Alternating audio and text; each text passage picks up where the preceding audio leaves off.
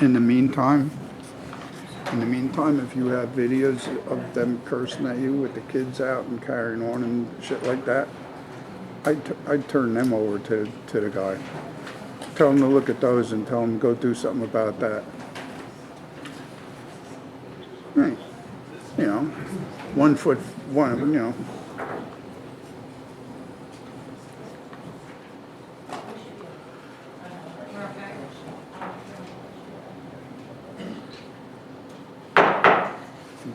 I'm going, we're starting. I'm Victoria, I'm talking Cordero, and I'll talk to you later. Lower Saucon Township Council meeting is now 6:33. I am no longer speaking, but will everybody please, roll call. Ms. Wren. Here. Mr. Gress. Here. Mr. Heinebecker. Here. Ms. Alcon Cordero. Here. Ms. De Leon. Here.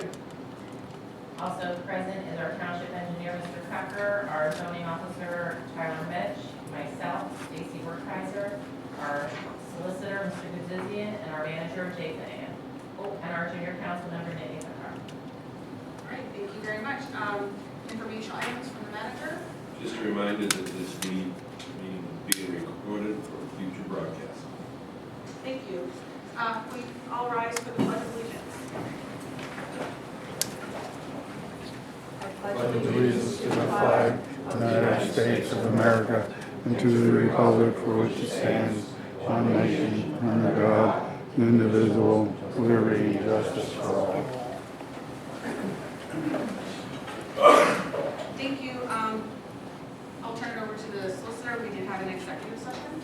Yes, prior to the meeting, we had an executive session. At the executive session, items were discussed with regard to personnel and real estate. No official action was taken, and no action is going to be taken today on the agenda with regard to any of the items that we discussed in executive session earlier today. Thank you. Thank you very much. Junior council reports. We do. Thank you very much.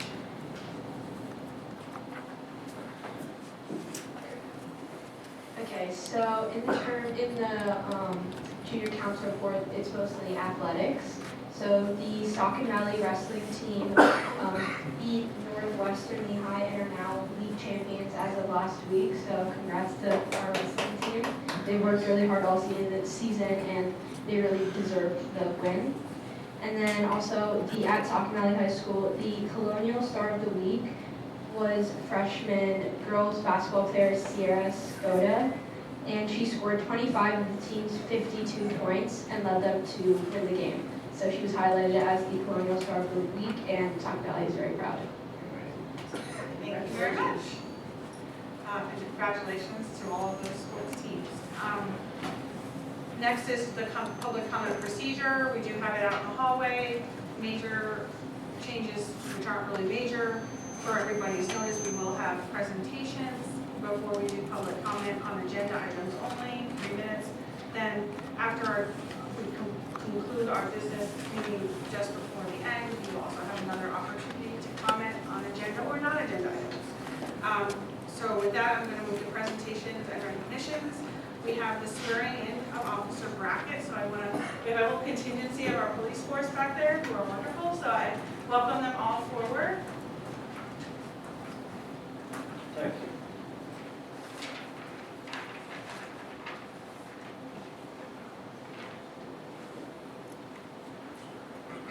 Chief, would you like a microphone? I can talk loud enough. Thank you. Thank you. I'd like to introduce Drake Brackett. Drake Brackett is a 2020 graduate of Wilson Area High School, a 2022 graduate of Northampton County Community College with an associate's degree in criminal justice, and is a 2023 graduate of the Allentown Police Academy. Drake previously worked full-time with the Moravian University Police Department, and he currently resides in Lehigh County and enjoys coaching soccer in his off time. Judge Medj will swear him in, please. Welcome, Judge Medj. You want to raise your right hand for me, please, and repeat after me. I, Drake Brackett, do solemnly swear that I will support, obey, and defend and enforce the Constitution of the United States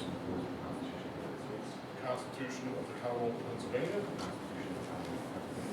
the laws of the Commonwealth of Pennsylvania, and the ordinances of Lower Saucon Township,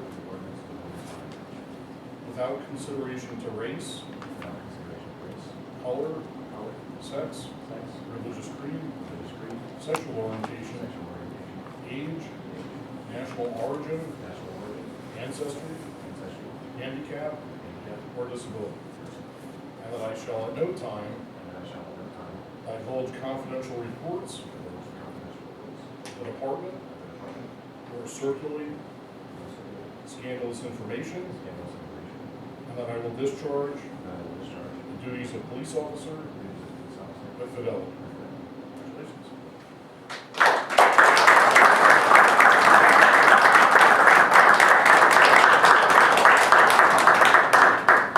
Drake's father will pin his badge for him.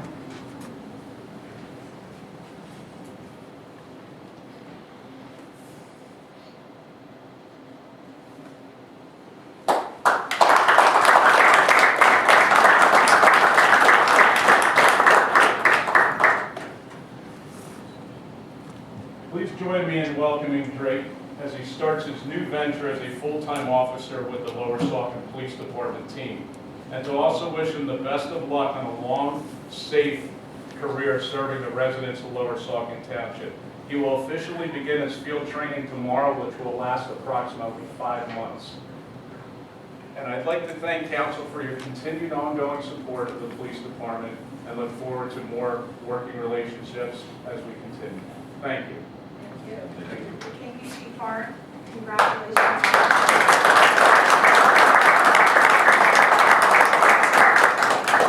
Thank you. Thank you all. Okay, so now we're going to move to public comment. For anybody that has a comment on the agenda item, please come forward.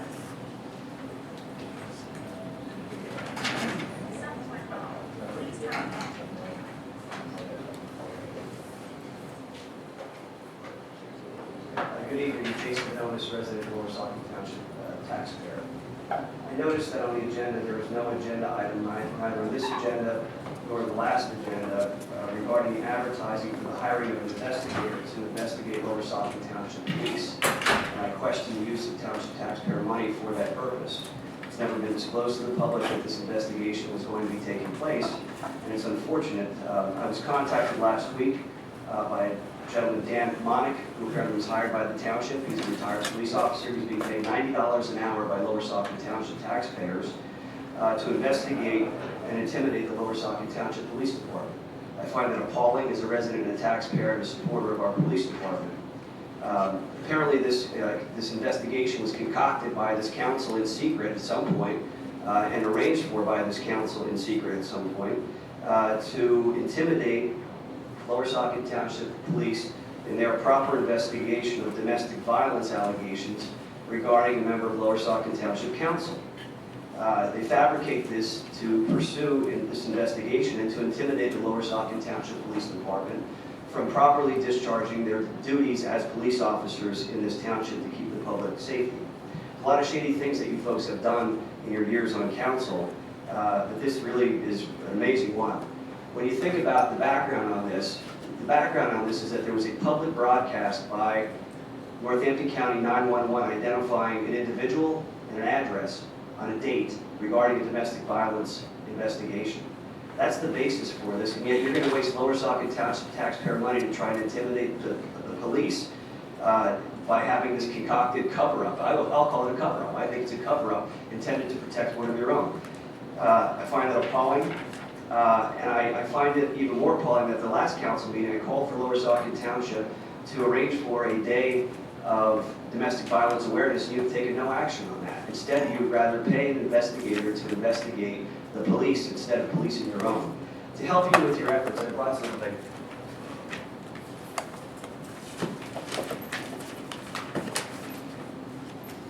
It's a gift from me to Lower Saucon Township. These are the pertinent statutes. 23 sections 1 through 6101 and the ending.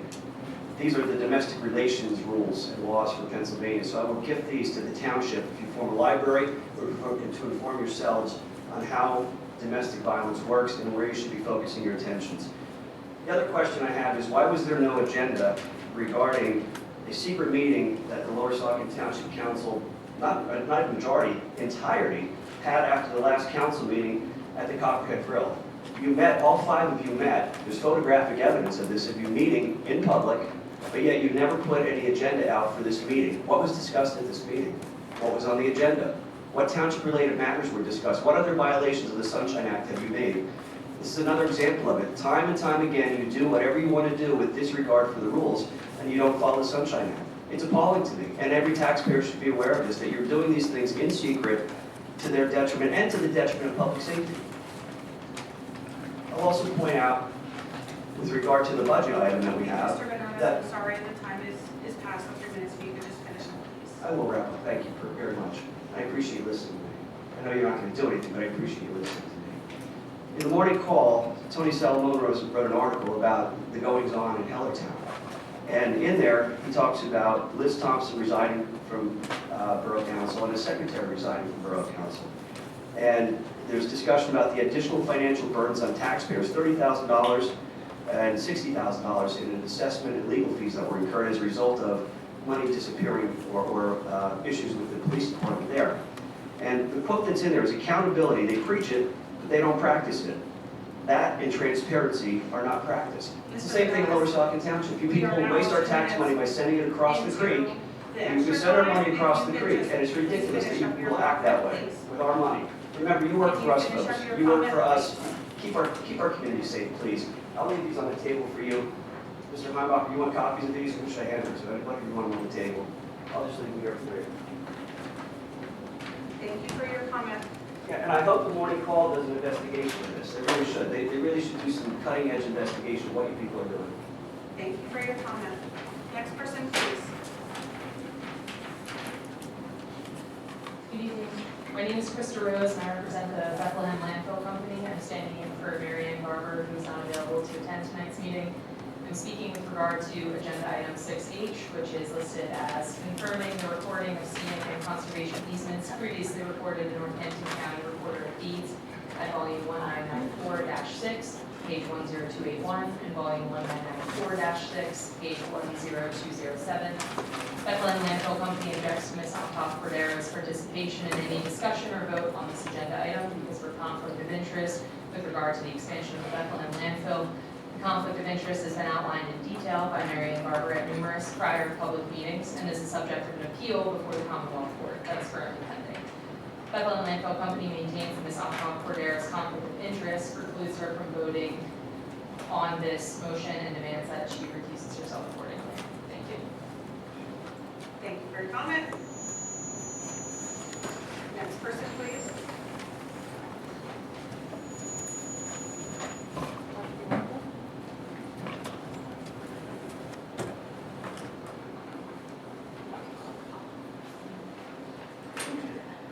Excuse me, I'm a DJ, and if you hold the mic up, because when people hold it sideways, it squeals, so if you keep it up, it won't squeal. Just, we do this all the time. So if you turn it up more and not hold it, then it won't squeal. Go ahead. Thank you, sir. All right, I gotta laugh because Victoria was the one at the landfill meeting a bunch of years ago. We spoke for over 16 minutes, and when Jason asked her, can you please finish, we have other people, she started to sit down, and somebody at the podium said something, and she popped right up and started yelling and screaming, right? That's Victoria, and if you want the outlay of that, I'd be more than happy to send it to anybody here. You set the example already, you talk when you shouldn't have, and you continue. So you don't get any respect yet, okay? So I have some questions here. This Russell fella, who you want to appoint to the EAC, I noticed Priscilla over here, at the time I said he shouldn't be there because he cut down 40 trees or so, it's alleged. And the bottom line, he did not have a permit, yet he paraded around the dais here several times, also illegal. That's okay, because the Democrats had control of it, and nothing was said. I oppose him, because anybody that does that to Mother Nature and who cleans the air up on that hillside after 40 trees are cut down is absolutely hatred of a hater of environmental controls. What else? Data centers. Gee, I'm really happy that somebody picked up Penn Futures, and Penn Futures' major goal is, guess what? Environmental. So that ordinance ought to really be looked at. It was 7 pages. I noticed we have 20. I'd like to know who filled in the rest of them. And maybe I have to do a FIO act, okay, in order to get it. We'll find out. It looks like that's the only way we get real honest information. What Mr. Banonis was saying, it really smacks of other things. You guys meeting in a special place, all huddled together, not allowed. Everybody knows that. I'm sure Mr. Gaduzian was probably there and said it was okay. And maybe not. That could be your say. What else? The auditor's resolution. It'd really be nice if we see the criteria why you chose this order. I'm not saying good, bad, or indifferent. What firms were considered, etc. Do they do the audits for Ellertown, which currently has 2 police chiefs still in jail, and yet there are people on this, up on this dais who really want to be coupled tightly to Ellertown. All right, what else do we have? It just goes on. There were 22 items, way too long. Property management. Hey, who invited them into the party? Does PA not have sufficient property controls of what goes on? An international code? Oh, that's really great. Are we going to be part of the international code now? Seems to me we're pretty far advanced compared to some of the other cities. So I don't know where these things come from. Has Brian reviewed this? Brian, did you review it? Don't answer, you can't. You'll get fired. How about key codes? How about, I don't know, there's just so many. And you people just keep it quiet and say nothing. We know nothing about where this came from, who wrote it, how it comes to be, and how you might vote on it. And there's no discussion. It's just, as last time, about 30 items, just block them all together and say we pass. There's your transparency. Thank you for your comment. Next person?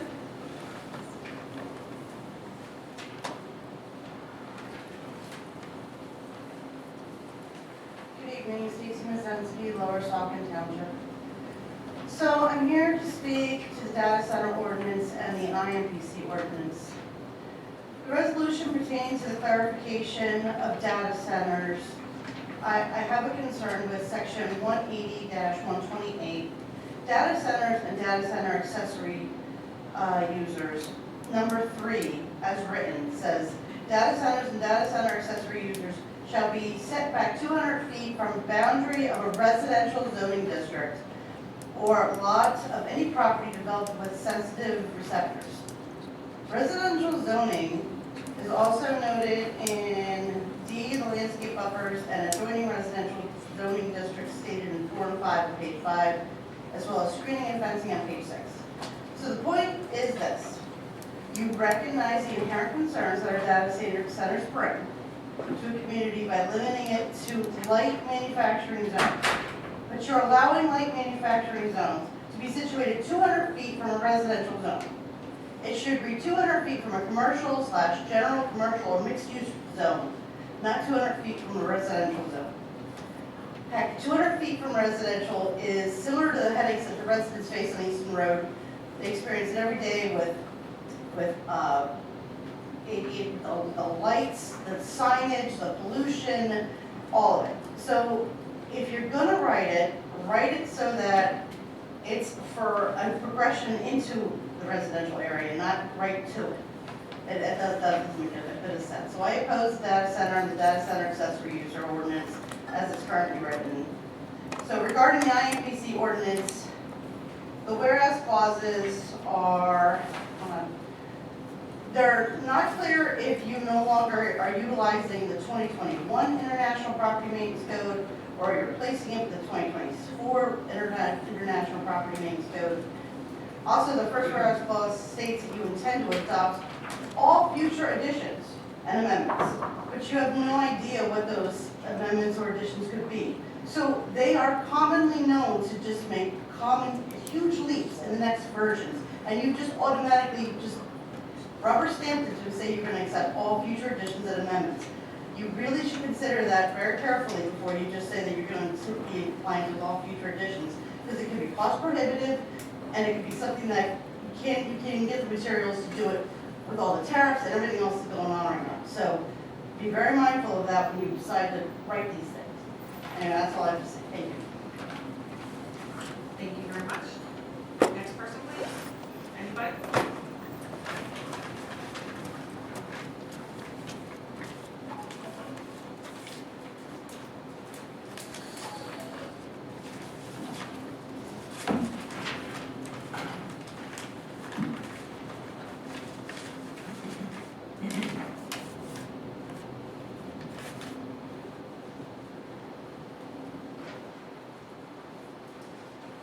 Again, nobody listens. Marco's in Lower Saucon Township, and I am the only one that signed the paper. You have my pen. People just can't talk. Oh, did I? No, there's one up there. Okay. Couple things for me, and I didn't know data center was on here. You should just take that topic and toss it right out the window, because I was up at Penn Forest Township the other night for the Poconos and them fighting them up there. I don't know if any of you watched it on YouTube or Facebook, but it's on there. I guess we'll have to see what happens when we go to talk about it. Public comment number 6 on the comment thing. Number 6 needs some addressing because I think that's like a violation of people's First Amendment rights. And we're going down to F on the agenda, and that is the International Property Maintenance Code Ordinance. I don't know which one of you knuckleheads came up with this, but I'm going to take that and throw it out the window too.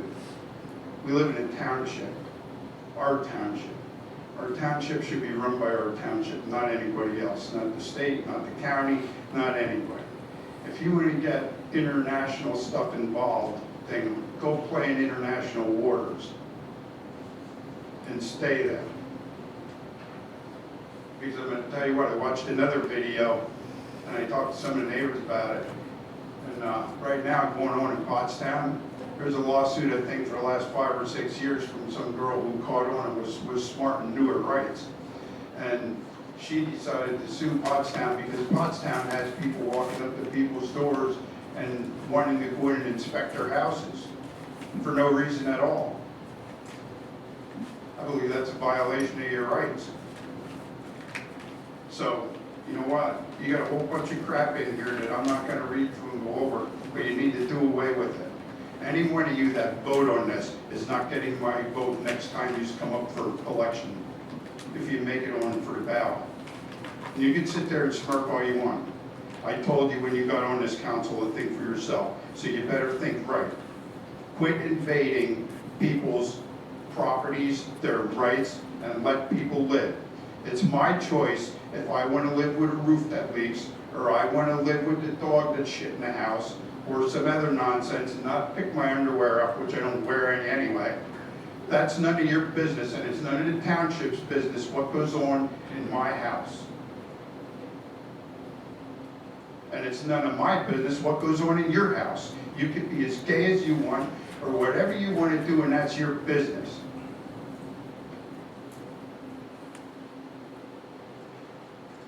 Yeah, the camera's recording it all. I get every one of your looks. So, that's where it stands with me. You bitched and moaned about Bananis and his team of idiots that did everything they wanted to do. Now you're going down the same path. One of you went this way, and the other one's going this way. Mr. Well, Ozzie, you're can you just going the finish? wrong way. Can you Yeah, I finish up, know. please? I'm done. I'm dead over it. People should have put me on council. Thank you very much for your comment. Anybody else? Going once? Anne Marie Slavic, Lower Saucon Township. I wasn't going to talk, but after that one, I had to make a comment. So FYI to all the voters out there in the township and Northampton County, you get what you vote for. So there's a little saying, you will own nothing and you will be happy. And that comes from the global leftists. And wake up, everybody. the global leftists are on your council now. So when you vote for Democrats, that's what you get. Thank you. Thank you very much for your comment. Anybody else? Okay.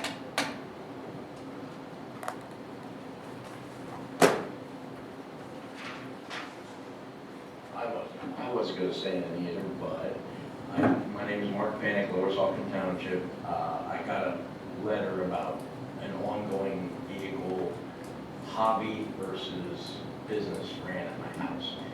First of all, I didn't know where the letter came from, and I'd like to publicly apologize to Tyler Mitch for leaving him a heated message, and it was uncalled for, and I followed him. I found out it came from Mr. who's, I don't know, Steve. I found it came from him that he said that I purchased another vehicle, which over the years I've been adopted in there. I should have been grandfathered in as per our hearing that we had. My lawyer sent me a letter. I was very heated about it, and I even talked to Mr. J. Finney.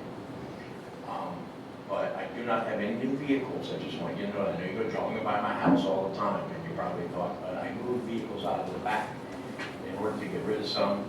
I do have 8 vehicles to date.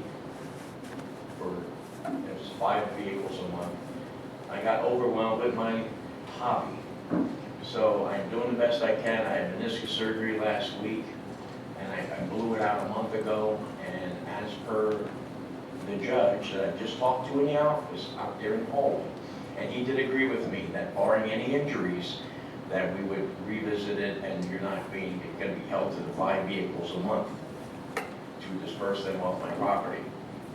And I just conferred with him, and Mr. J. Finnegan, you told me today that he didn't say that, and he just confirmed that he didn't. So, I know, I'm not here to, you guys get enough, oh my God, I cannot believe this, I've never been to a meeting like this. I wouldn't want to be in your shoes. But I just want to say I'm doing what I can to our agreement. And I hope you're understanding with that. And we got more snow coming. I can't get back there and get stuff out there. So, I hope you understand. Thank you for your time. Thank you for your comments. Anybody else? Going once, twice? Okay, we're moving on. We don't have any hearings. We don't have any developer items. Business item 6A was Rosengrant variance 1525-26-126.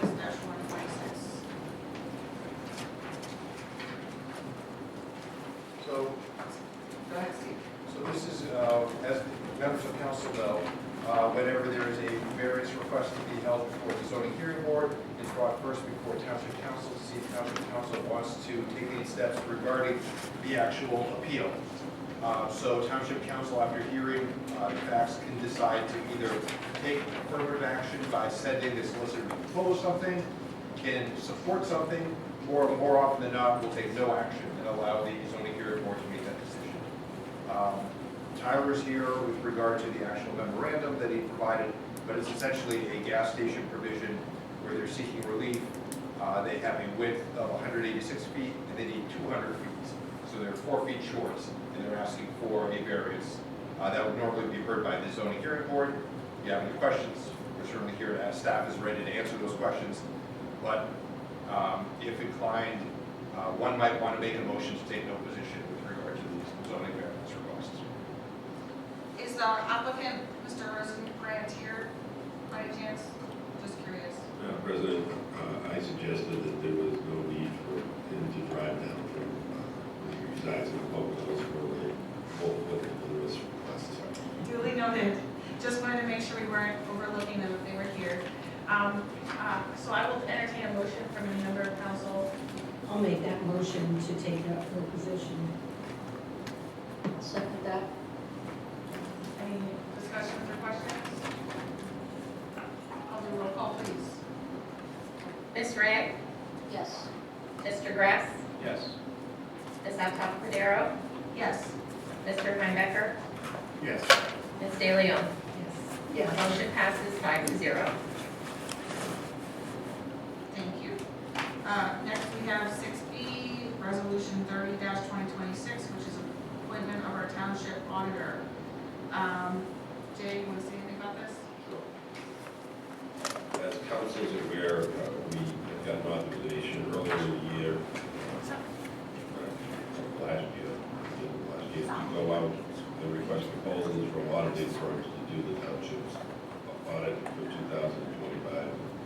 And beyond, contacted multiple municipalities in both Lehigh and Northampton County, got a list of who is performing their audits, sent proposals to 10 or 12, requested proposals to 10 or 12, and got proposals from 3 different companies, which was Ryan Company, Bucko, Kaczynski and Company, and Campbell, Raffles, Rates. And then Patty and I sat down together, looked at their proposals and looked at the evaluated based on the experience of the audited municipal and governmental entities, knowledge of governmental accounting standards, board requirements, professional qualifications and certifications, quality and scope of the proposed audit approach, cost effectiveness and overall value, and references from past clients. And based on that, we are recommending that the township appoint Campbell, Rappel, Dursits, LLP as the independent auditor, and also to agree to a 3-year contract with them where they would do 2025, 26, and 27. Entering into a 3-year agreement would provide continuity, efficiency, and cost stability.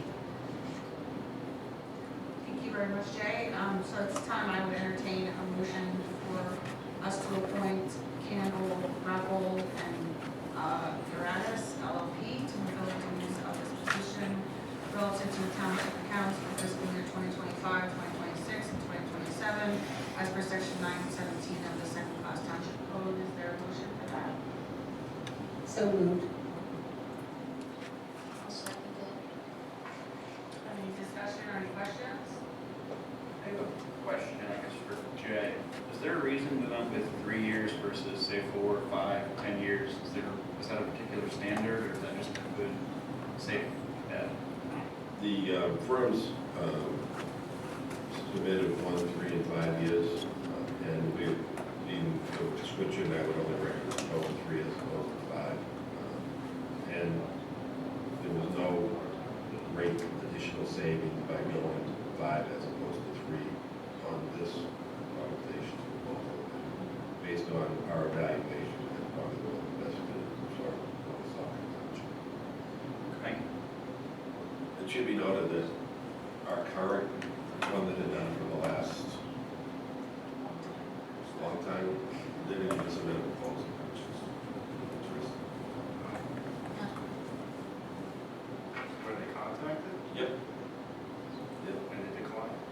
Well, they might not have capacity anymore, but there's some of the ones that we had contacted sent letters that they just don't have capacity. So sometimes we get a portfolio that's beyond where you could submit proposals for additional work. It's a good idea to put it out for bid, things like this anyway. Switch it up. I think this was a good plan. Thank you, Jay, for that work. Can I have a roll call? Mr. Gress? Yes. Ms. Altough Cordero? Yes. Mr. Heimecker? Yes. Ms. De Leon? Yes. Ms. Ray? Yes. Motion passes 5-0.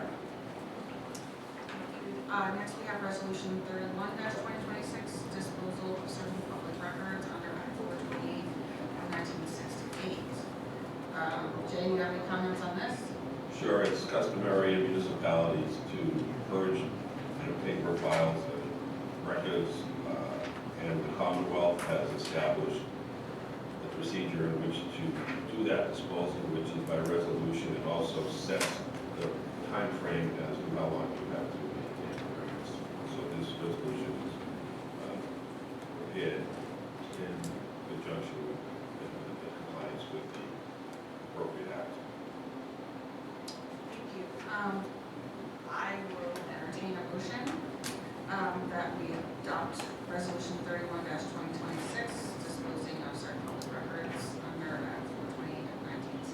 can't hear you back here. You want to speak in the microphone so it's loud enough we can hear The microphone's on, but just, is there a motion on this? I make that motion. I'll second. Any questions or discussion on this? I had a couple of questions for informational purposes. Go ahead. So, I know we did this about 5 years ago, and we had Peter, I don't remember his name, the other, Marshall. So, nothing since then has gotten, like, removed. Does it just stack up between the times when you do this? Is that how that? Yeah, when I look back, I noticed that this hadn't been done in a while. Okay, yeah, that's probably 5 years ago. So now, is this for like township administration records, or does this include police? Are they totally separate? Police records are totally separate. Okay, I thought they might be. And is this for paper copies only, or electronic digital records? You can dispose of both, but this primarily addresses papers. And who gets the wonderful task? Can't hear you. Who gets the task of doing this, or how do we go about? It'll be done over the next year, we have downtime. Okay, We have our own shredder. that is all I wanted to ask, just informational things. I'm not opposed to it at all. Any other comments or questions? Yeah, I mean, as long as this follows the Commonwealth's guidelines and recommendations, I would think that this should be something that we do annually, right? Instead of every 5 years. I would agree. Shaking his head. So, is that part of what this is? Or is this just going to be this one single time? Well, the resolution would have to be passed on an annual basis, because what, say for instance, if you take AEL, which is General Correspondence, Files and Housekeeping, next year it would move it to 2021 and prior. So you have to update it It'll get done. based on the, Another resolution? correct. Okay. Can you put that tickle in our system, so no matter who may be here? Thank you. Okay, I'm gonna entertain a roll call. Ms. Uptown Cordero, Yes. Mr. Heimbach, Yes. Ms. DeLeon, Yes. Ms. Ray, Yes. Mr. Gress. Yes. Motion passes 5-0. Thank you very much. Next item is Resolution 32, 2026, condemnation of 2170 Johnston Avenue. During January 5th, 2026 council meeting, we approved the condemnation of 2170 Johnston Avenue. The resolution is just formalizing council's action taken at the last council meeting. Is there a motion on this?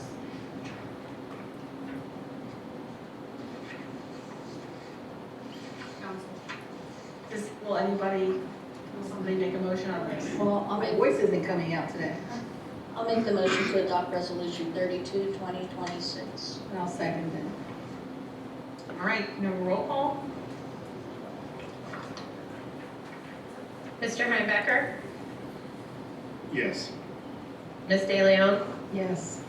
Ms. Ray, Yes. Sorry. Mr. Gress, Yes. Ms. Uptown Cordero. Yes. Motion passes 5-0. Thank you. Next item is 6E, Resolution 33, 2026, which is condemnation of 2226 Nursery Lane. Just like the prior agenda item, on January 5th, 2026, we approved the condemnation of this property, and this is formalizing that action taken at the last meeting. Is there a motion on this? I'll make the motion. I'll second. Okay. Any comments? I'd like to say that this is a neighbor of mine, and the gentleman who owns the property, when I moved in, was very helpful in using his tractor to remove snow and help the neighbors. And I know that he was a retired veteran of the Marine Corps, I believe, and I would hope that the township can find a way to work with the property owner to resolve this. Thank you. Roll call. I'm sorry, I just need to. I have a question. Mr. Grass or Mr. Gressel. Okay, a motion on the floor though, and now Chad just brought in new information. So by doing what he suggested, can we like change our motion or what do you? What you have right now is you have a motion on the floor, and that's the motion. He made a comment, and he's certainly entitled to make a comment, it's certainly appropriate. But now the motion's still on the floor. Right, but I could pull the motion off the floor. We could. You could. Against it. The property is in disrepair, and it's a Here danger. you, Chad. The property is in disrepair, it's dangerous. Okay. So you're not suggesting not to condemn it? It should be. I just Okay. wish there was a way to find another solution. Well, when we discussed this though, I thought the understanding was, I mean, just by taking this resolution doesn't mean there's any immediate, I mean, there's still a process to go through. There is a process. The And the process is, homeowner can, you know, if they're able to correct the issue, I guess the. there is a process. This is not what you're voting on. You're voting on the starting of the process. Right.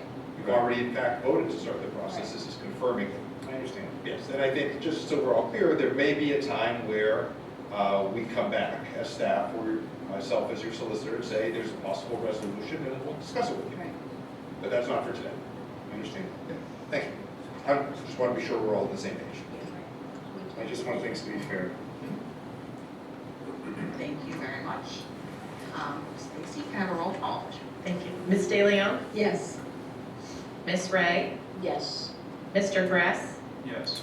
Ms. Uptown Cordero? Yes. Mr. Heimecker? Yes. Motion passes 5-0. Thank you.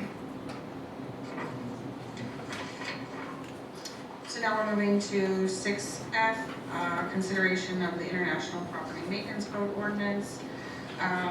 Council will consider authorizing the advertising of the ordinance to adopt the International Property Maintenance Code. The International Property Maintenance Code, otherwise known as IPMC, is a model code by the International Code Council setting minimum standards for the upkeep of existing residential and non-residential buildings and premises, ensuring public health, safety, and welfare by covering issues like sanitation, structural integrity, light, ventilation, heating, and fire safety. So I don't know if Steve or Jay have any other additional things to add about it. I personally will say that I think that is an appropriate thing to do because it's a safety measure and we want to make sure that we're not dealing with situations where we have safety hazards. In addition, I know many of us, we appreciate having our properties maintained and having our neighbors' property maintained. And I think that for the township's future, it would be appropriate that we have this in place to protect our community and keep things moving along. But Jay, do you have anything additional to add about it, or Steve? You want to go first, Charlie? Either way, go ahead. So the International Property Maintenance Code is essentially a standard and provides a standard of minimum safety and other requirements. It's, quite frankly, I was somewhat surprised that Lower Saucon hadn't passed this as of now. Most municipalities have, because it provides a breakdown of how certain items are handled, whether they're safety issues, whether they're condemnation issues, and so on and so forth. It's essentially the benchmark and the standard which most municipalities will adopt as a whole, because it sets up rules for all the things that your ordinances may or may not cover. Because as we know from a practical standpoint, if you're amending your ordinances on an ad hoc basis, meaning time and time, as one thing happens, you change it, another thing happens, you change it, you sometimes miss things. The whole idea is there's this uniform code, which is a good code. Is it perfect? Nothing is perfect, but it's certainly a lot better than what we have now. And it would be my recommendation that we adopt it. Quite frankly, I believe it should have been adopted some time ago. Thank you. Jay? I would basically echo the same thing, Steve. I was kind of surprised when I started here that Lower Saucon had not, municipalities I've worked in the past have always had it, and it makes the job of a code enforcement officer in the township a lot more structured and easier to maneuver through the requirements. Charlotte could probably offer some comments as well. I'll entertain those. Tyler, go ahead. Yeah, we have quite a few, issues, like the two properties that you guys discussed earlier, that probably could have been handled more effectively if we had the IPMC in place. Without that, we have to use the nuisance ordinance, which does leave a lot to be desired. It's enforcement capabilities, so I would recommend that you guys adopt the IPMC, so we can really start going after certain issues in the township that maybe aren't covered already in the ordinance. So this would be more helpful than the nuisance then? Yeah, it's going to encompass a lot more, and it's going to give us more abilities to abate certain issues. Right, good. If I can just add one more thing, it sets a standard and a procedure and a policy so that you follow it. Tom is not going to be here forever. I'm not going to be here forever. So the enforcements that are done today will be done by these set of rules, and the enforcements that are done 2 years from now will be done by these set of rules, and it won't be at the whim of the person serving in positions. It will be done based on what is on the books, so it ensures consistency. I like that a lot, that, I know we've had concerns about different people or concerns about nepotism for one side or the other, or one reading versus another, and I do like that. It streamlines it and makes it more transparent. Is there anything in here about wearing underwear? No? Okay, good. I have a question. Go ahead, Priscilla. Oh, I didn't want to cut Chad off. So, I guess the globalist elite agenda here to increase safety in repairs, right? So we're talking, I'm looking through it, and it's talking about repairs shall be done in accordance with Pennsylvania codes. This is not an internet, this is in accordance with Pennsylvania codes, right? It's talking about fees that the township would assess for the issuance of permits. It's talking about violations. It's talking about weeds or plant growth, which we may want to talk about or review if we're going to have any effort on lawn to meadow programs, which is something that we've been discussing perhaps in the EAC side of things. What is this other one? 30414. This doesn't seem like a bad thing. From April to October, every door or window outside opening for food preparation areas must be supplied with tightly fitting screens. You don't want insects in your food, do you? Is that a global leftist elitist thing? I didn't realize it was. Yeah, it is. Furnishing heat to occupants of a dwelling. Do you want people in our township to suffer in the chilling cold that we have right now? This makes sense. These are basics. Are those questions you're asking the public? Because I would respond. I don't think that there's anything in here that is out of, the ordinary. And this is an advertisement still, correct, right? It's an advertisement. It's just still an advertisement. We're not even adopting this. Yes, You want it to be written correct before you advertise it. Yeah, so, okay, good. I have no issue with this. Go ahead, Priscilla. Okay, I just, one of the residents had questions over, and I didn't write down the section of the ordinance, proposed ordinance. Can you respond to that? I think I'm not sure what proposal was. There was a resident that was asking about the data center ordinance. No, it was with this code, I thought. Nonetheless, whether one person did or did not, what's happening now is the next step is to advertise it. So then, while it's being advertised, we can go ahead and you could review, and if there's certain things we'd like to take a look at, we can. But I'm not sure what was referenced on that. I didn't write it down, I apologize. It's on the YouTube, so. This, I could look it's into it. international, but they're the headquartered in the United States organization that writes this document, basically. So it is American. Yeah, Okay. it's made in America. Go ahead. I don't mean to speak for Priscilla, but I believe the resident mentioned, section the resident mentioned she was talking about was section 5 about the automatic adoption.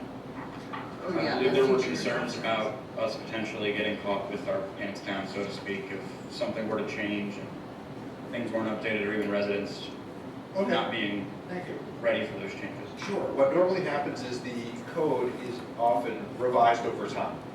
So every couple of years or every certain amount of time, they'll put a new revision on because things will happen that nobody anticipated. So instead of having to redo this every single time, it automatically gets updated to the newest version. If at any point in time there's a new version that creates a problem, nothing prevents the township from going back and revisiting and saying, well, version number 8 added a provision that we are not happy with. We're going to change and we're not going to adopt that particular portion. But the way it's often, or the way I've always seen it done, and quite frankly the way I've always done it, is it automatically adopts the future ordinances, so then you're not stuck, if nobody looks at this for 20 years, you're not stuck with the 20-year-old code while things have changed. And thank you for reminding me of the section that was discussed, because I didn't write it down and I didn't know what it was. Thank you. So again, I understand the concern, but I think it makes sense to do it this way, and I recommend doing it this way. If that's the way other municipalities typically do it, it's probably best if that's the standard. I'm just a layperson.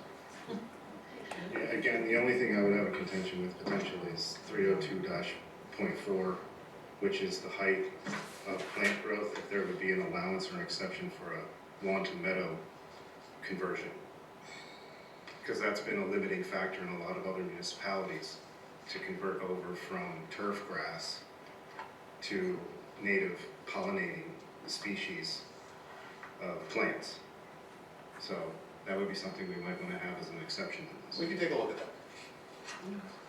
I just, my comment before I would ask for a roll call on this is just, oh, you have, okay. Go ahead, Laura. Oh, okay, so maybe mine are longer, sorry. I did read into this a little bit too, because I wasn't familiar with this International Property Maintenance Code, so I did look it up and was looking at the code itself, which is way more than what this little bits of words here are. It's pretty big. Our state actually had made a report. They had a commission that they put together, and they created a 2024 Property Maintenance Code Enforcement Report. And it discussed this issue, and the reason for using this code is really to prevent blight issues, so problems with blight. So it's not a huge problem in our township, but obviously it pops up because we just have 2 examples of it. It said that of the municipalities that they surveyed, 83% of them have this have some sort of property maintenance ordinance. You can actually write your own if you want to, although it seems like why reinvent the wheel since the wheel's already invented here. It said of the municipalities that have this, 87% of them use this IPMC code. So that was making me feel better about it. It's not a far-fetched, weird idea to have this. And like Tyler said, it makes it easier to enforce what we already have. The question I had, so I would have questioned the same thing that was brought up about the future versions, but I'm satisfied with Steve's response on that. Also, I would ask, I know we specifically mentioned SFM consulting in here in the resolution, and then it mentions, but any future, wherever it says that. Like, would we, is there a better way to word that so that it's... Steve can probably articulate this as well, but you have to have somebody. include who your current zoning officer is, and the township has named SFM as a township. So is there a way to link it together though, so that you know when it's something, when it changes? Or, Well, as indicated in the proposal, the township can appoint a code officer from time to time by resolution. So if we decide to change our code officer, we do a resolution, we don't have to re-adopt the entire code or anything else. The same way that if you want to tinker with the code over time, you can do that. okay. Then one of my questions was, we do have some of these things in, like was mentioned, our nuisance ordinance. How does that work then if we have like a conflict of what's in one versus the other? How do you know what keeps precedence, and do we have to update our nuisance ordinance? It's not a precedence issue, it provides two options. So if we wanted to pursue under the nuisance ordinance, we could. If we wanted to pursue under the code, you could. So it provides a whole series of tools for the code officer that the code officer does not have right now. Well, wouldn't it be confusing to a person though, if one says you can do X and the other says you can do Y? It's normally not that, it's one, you Okay. can't do this, and B, A, you can't do this, B, you can't do this. And if they violate either, Okay. I just want to make sure we're not creating some confusion. And then, how do we intend to enforce this? I mean, we're not hiring a person to go out and knock on people's doors and say, hey, I'm here to inspect your house today, see if you meet this code. I think people need to know how we intend to enforce it, because that isn't what we would have this for. what it allows is the code officer to then provides him the tools to enforce the code. We're not at the stage now as to what he's going to do or not do. Right now, the idea is it provides him with the authority and the ability, assuming it was passed when the time comes. It provides him with the authority and the ability to do his job much better and to protect the safety of our residents. There's a big step from passing the code to your concerns of people running around trying to find violations. Right now, people do, we don't have the manpower in our office, and our staff don't go around Right. trying to find But I violations. want people to know that's not really the intent of it either. Correct. We're The not in- the looking to intent- hire a squad of people to go out and do home inspections. It's when your house is falling down and collapsing. It would be on exception if someone brings something to our attention, Right. then we have the means to Right. do the investigation. Unless, Like for instance, if a tenant wasn't furnished heat, Right. correct. they wouldn't be able to do anything currently about that. I mean, this property is in the township that, unless someone brings something to our attention, that the township staff hasn't done anything. If you had a staff in place, there are a lot of violations that we did go after, but it's done on an exception basis, and that's the way historically Lower Saucon's already done it. So you would need a staff of 5 code enforcement officers, a vehicle for each one of them to drive around the township with a check, Right. a pad of paper going, okay, Steve's house needs 2 shades and a window, and his grass is 12.4 inches. Municipalities don't do that. This is to Right. manage I exceptions. understand. I just want that to be publicly known. Thank you, Laura. I think that was just my only comment. I wanted to reassure the public. I don't see this as any intent. It was brought forward by our staff, so this wasn't anything that I'm aware of that a council member was spearheading. But at the same time, we have always been a township that worked with our residents, that tried to find reasonable solutions when there is a concern with one neighbor, with another neighbor. And I think that this streamlines the process and it makes it more transparent for property owners so that they don't go to the township and they wonder, or they might spread a rumor that they were treated differently than the other person down the road. So I have seen this in other municipalities. It's very common, so I'm in favor of it, but I did want to reassure the residents that I'm not interested in increasing our staff to go after residents, and I expect our staff that we would continue with the way that we have always done it, which was to work with residents and try to resolve issues without having to do enforcement. So I think we have any other, I think everybody's made their comments and concerns, but I'm looking at Mr. Grass, so go ahead. Just for clarification, we're not voting to pass this today, No. we're just voting to advertise, put it Just out there, it can be advertise. looked at, Yes. and then later on down the road, we can make that decision if we're gonna put it in place or not. That's Yes. correct. Okay, thank you. Okay, roll call. Ms. Ray, Yes. Mr. Grass, Yes. Ms. Uptoff Cordero, Yes. Mr. Heimbachner, Yes. Ms. De Leon. Yes. Motion passes 5-0. Okay, thank you. Next item on the agenda is, again, proposal for an ordinance for data center. Council is going to consider a data center ordinance to the Lehigh Valley and Lower Saucon Planning Commissions. Data centers shall be permitted by conditional use in the light manufacturing zoning district is what's being proposed in this draft. When approved in compliance with the procedures, standards, and criteria contained in this section. So I'm sure as many of you have heard or seen in the newspapers, data centers are a new thing in the Lehigh Valley area. It's a new way to generate, they need to generate energy for AI and various other things, but they raise a big host of concerns related to environment and the community. So it's been encouraged that we revise our ordinance. If you don't know this, if you don't provide for a specific use in your community, if you have nothing mentioning it, some developer can come in anywhere in your community and spot pick and say, I want to put my data center here, and since your ordinance is silent on it, you have to suck it up. And I don't want our township to be in that situation.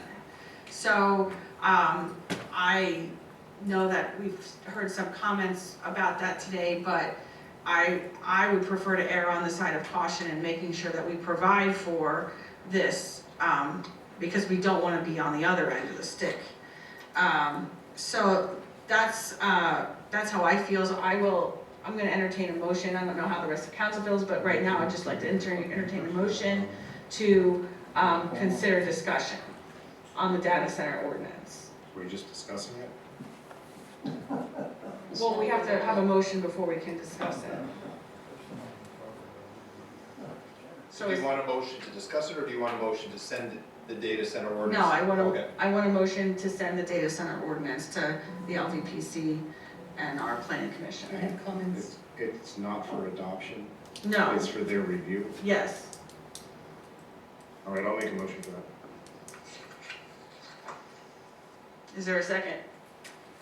I will second. Any question?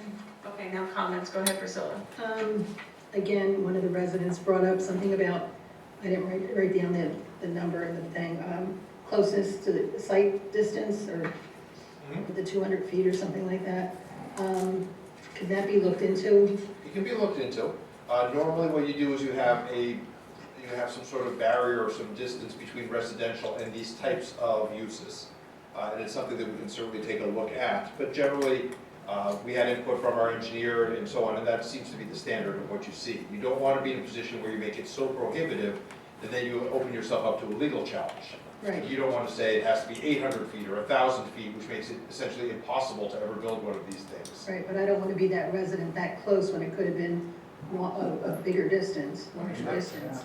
The other thing, I did have another question. I can't remember. Go ahead, other people now think. Go ahead, Mr. Grass. Just, where did this ordinance, the way it is now, come from? Do we know who? Sure. What we don't have is we don't have a data center ordinance. So what that means is exactly what was indicated earlier. If you don't have a particular use allowed, it becomes very problematic.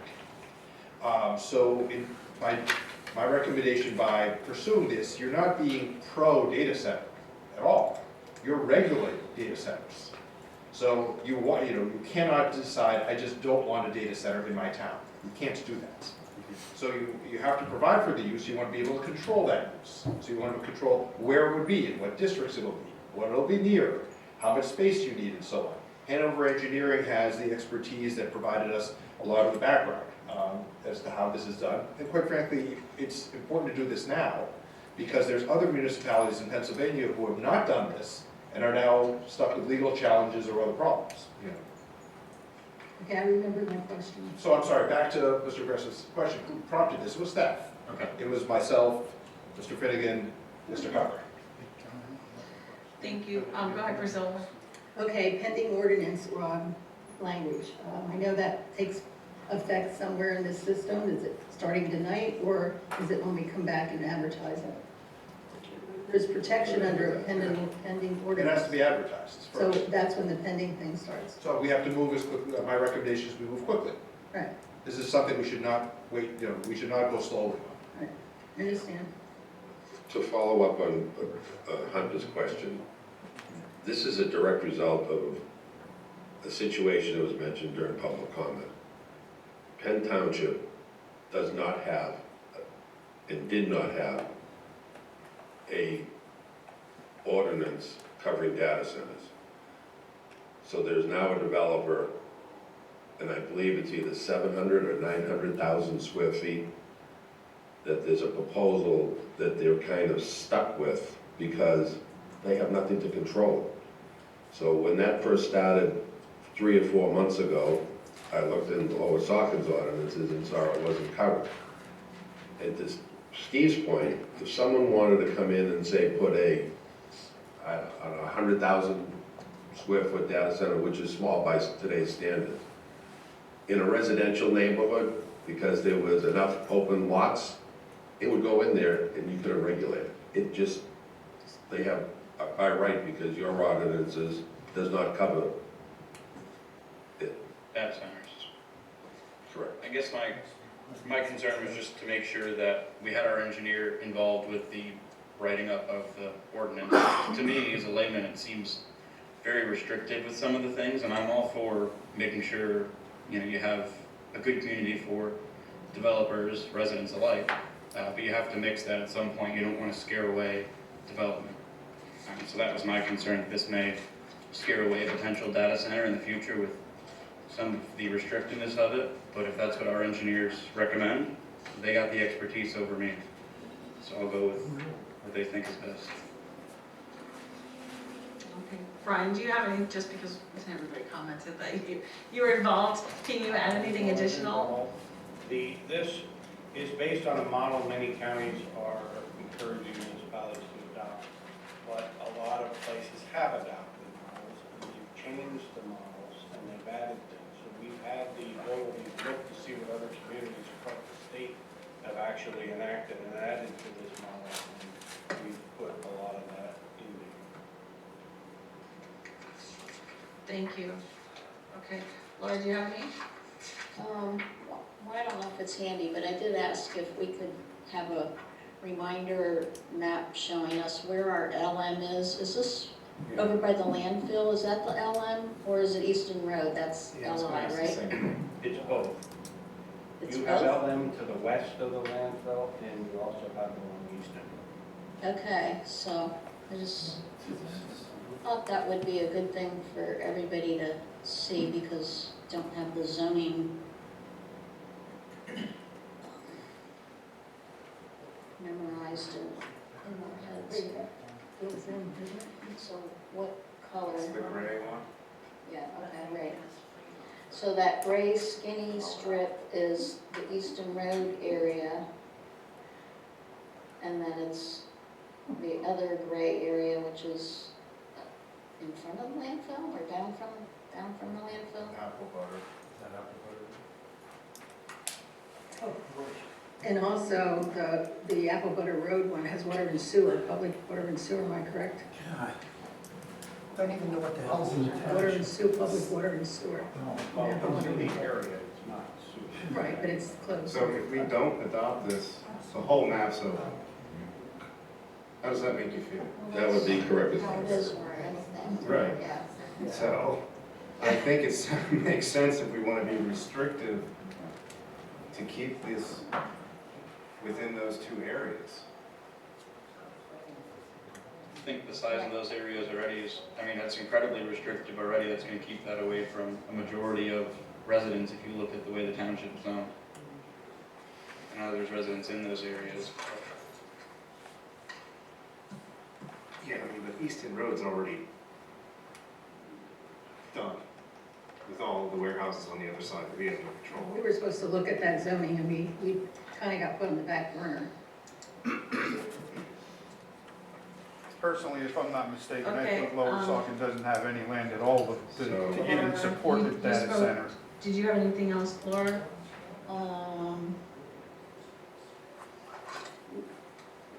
Well, my only other comment was, and we're talking about making it a conditional use, which means that we would be able to deny the conditional use if we don't think it satisfies the conditions with, especially the water usage and water, They would have to, well, an applicant draining would down have to- well water supplies, which Yeah. would be like the biggest concern, so Right. it does give us control, which, you know, it wouldn't be a automatic. An applicant would have to meet all the conditional use standards, correct? So, yeah, I think we should move this along and get input from LVPC and planning commission. Do you have an idea how long it's going to take LVPC to respond? 30 days. It's 30 days. They have to, they have required to get back to 30 us. days for the LPC, and then it would go on the February planning commission meeting. February, It would be advertised for our February meeting? Yes, for the township. Township Planning Commission. Okay. And then, so realistically, we could get this adopted by, No, then we have to come back and then we'd have to be listed for advertising. We would get it in March. And March, then list and for then into advertising, April. and then have a hearing in April. Okay. The LVPC may have 45 days. So it would be ideal to have that review back on time for our review to look at, but I don't think that's required. Both planning commissions can look at it. And you can look at their comments in March and see if you want to make any revisions to this draft before you advertise. I appreciate the note in here about the buffer plantings being native species specifically. That's one note. Noise and vibration restrictions. I mean, this seems like it takes care of a lot of the concerns that other communities are facing right now. So I think this would help protect our residents. Okay, I said what I said at the beginning, so I'll entertain a roll call. Mr. Gress?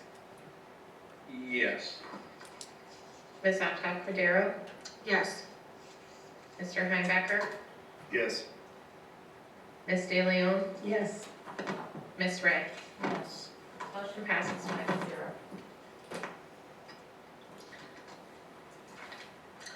Next is item 6H, confirming the recording of scenic and conservation easements previously recorded in Northampton County Recorder of Deeds at volume 1994-6, page 10281, and volume 1994-6, page 102074.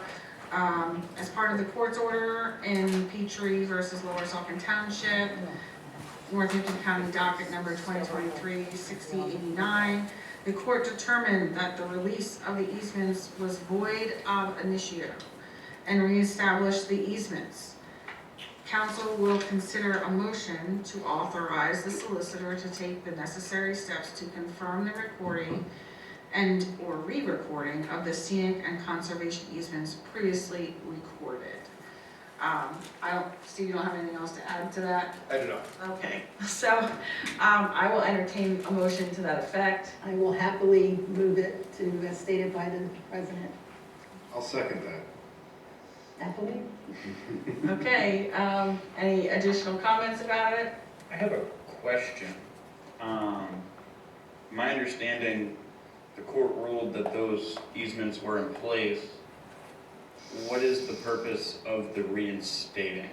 I may just not, it may be a lawyer question, I may not understand the process. No, just to avoid any and all doubts, because the problem is now you have you have the easements that have been recorded, and then you have a release of those, and then you have a court order. Court order is not filed with the recorder of deeds. So if somebody went to look, you'd see the initial easements. If somebody had the information, they were released, and didn't look in the civil division, which is a different division, you could then move forward with the idea that it was released and could cause a problem or an inconsistency or an issue. This would mean if you went to the recorder of deeds, you'd see the initial easement, potentially the release of the easement, and then the reinstatement of the easement, therefore avoiding any and all doubt. So it's very thorough. More or less, it's just a formality to make sure everything's in place, in the same place. To avoid problems in the future. Thank you. Or potential problems. Is there anything in here that prevents it from being removed again in the future by council?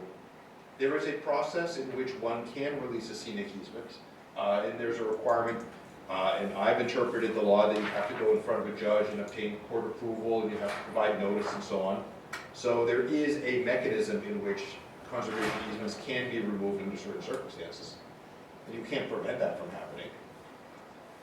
It takes a legislative body action to do that, start that process. But it's not like something that we could protect for 20, 30, 50 years.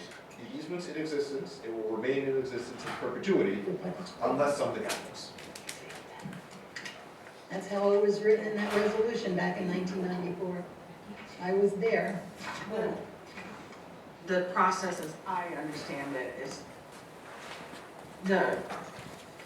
if a future council wanted to proceed with a release again, they wouldn't be able to just have a vote like they did last time. There's a whole process under a law. You have to go before a judge, give notice to people.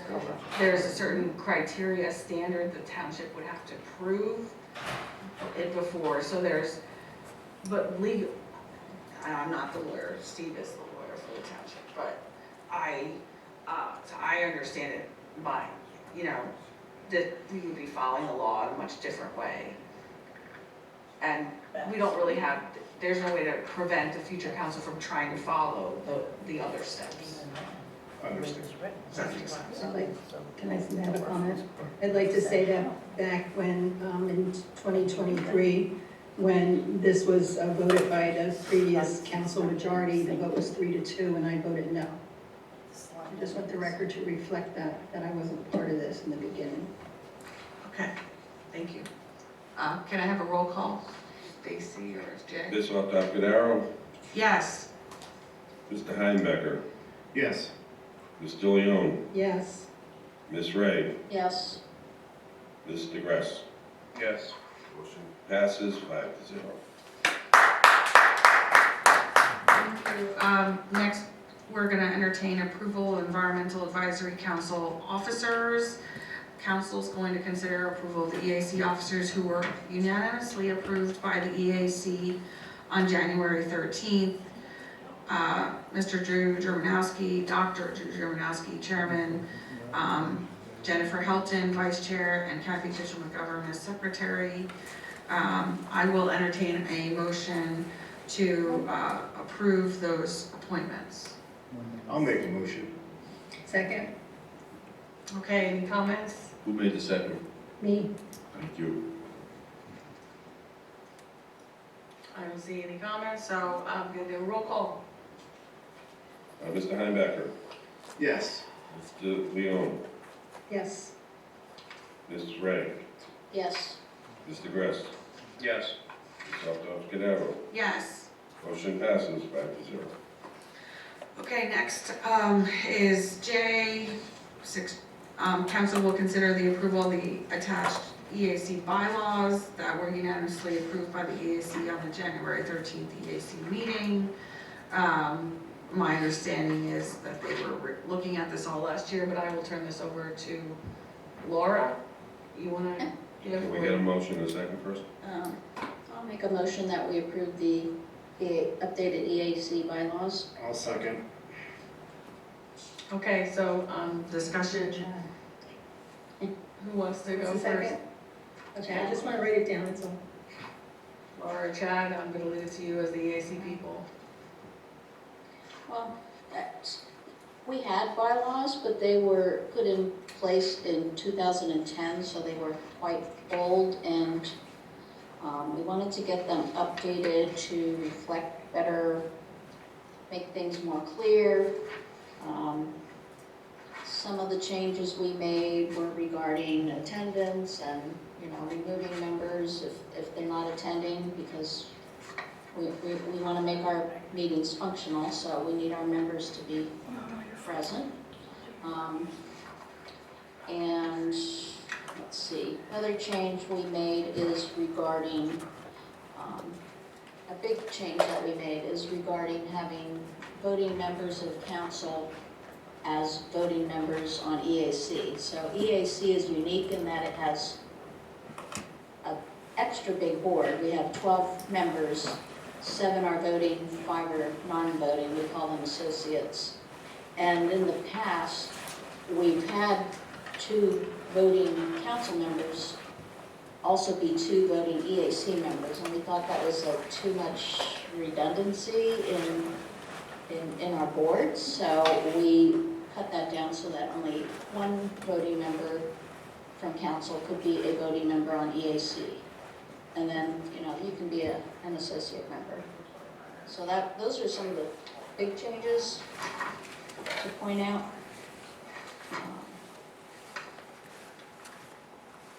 Okay, talk about anything else? Chad, anything else?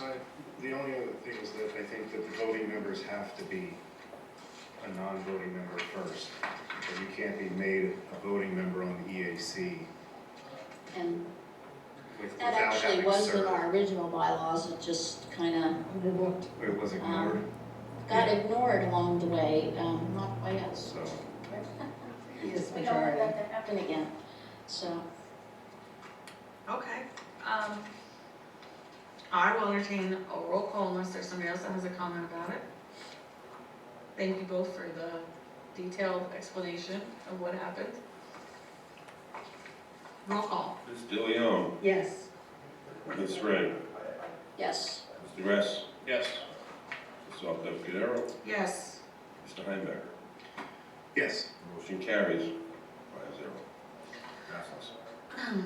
Next is Resolution 34, 2026, appointment of the EAC voting member. Council will consider, we will consider appointing Russell Sutton Jr. to the EAC as a voting member. I understand there was a vacancy and that the EAC is recommending Mr. Sutton, if I get that right. So I will entertain a motion to appoint him. So moved as stated by the president. I'll second. Any comments? If it's what the EAC believes is best for them, same thing with the bylaws, they recommend it, and say we go for that. I would like to say that his attendance has been consistent, and he's been actively involved with all of our projects, and I think he's gonna do a good job. Okay, I will entertain a roll call. Ms. Ray, Yes. Mr. Gress, Yes.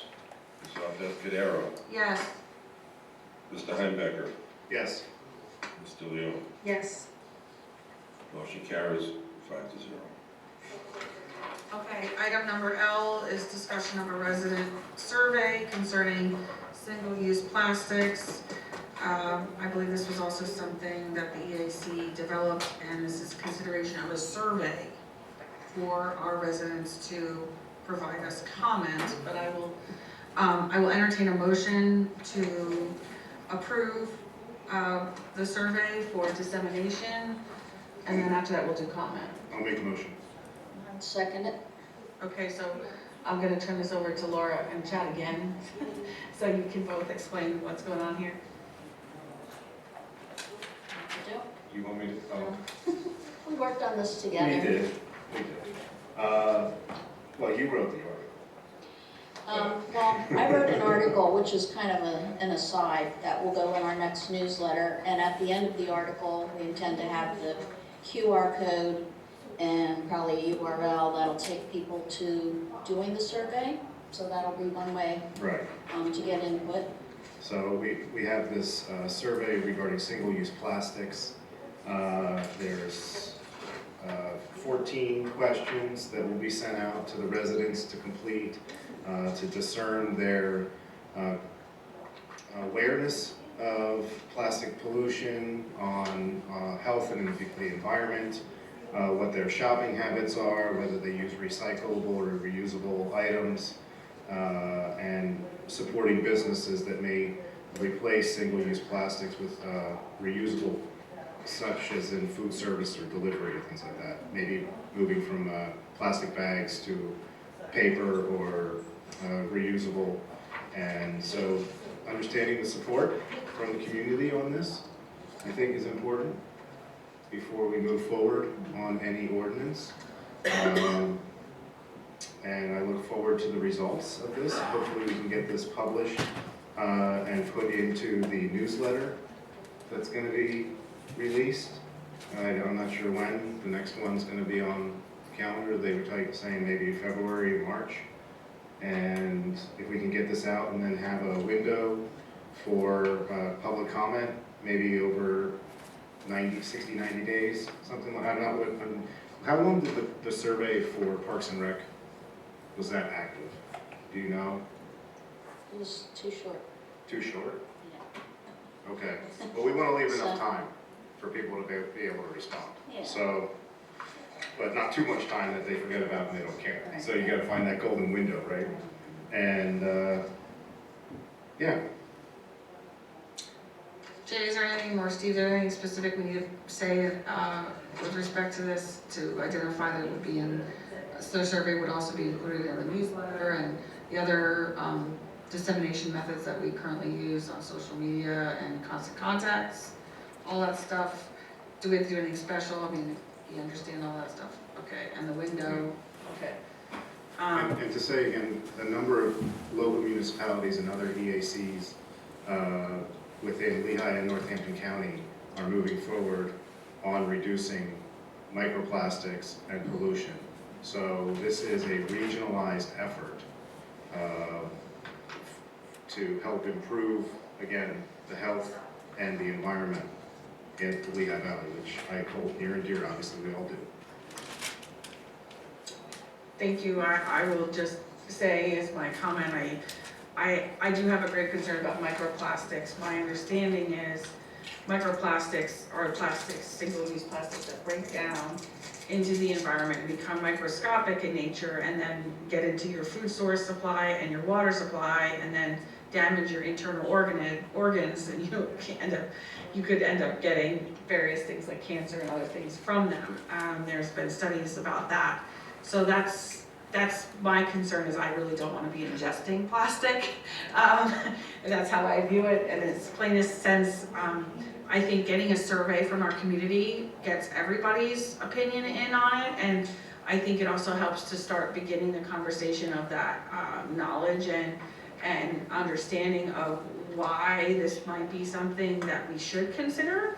I also feel it's important to get the information from our businesses to understand whether they feel like they could adopt something like this reasonably, and whether they have any concerns, whether this would increase their bottom line, or, and I think that we can also help educate in explaining how they could avoid any financial hardship by switching over, because I think that's the biggest thing I've heard from anybody, is that they're concerned that this would stifle businesses or hurt their ability to sell their items.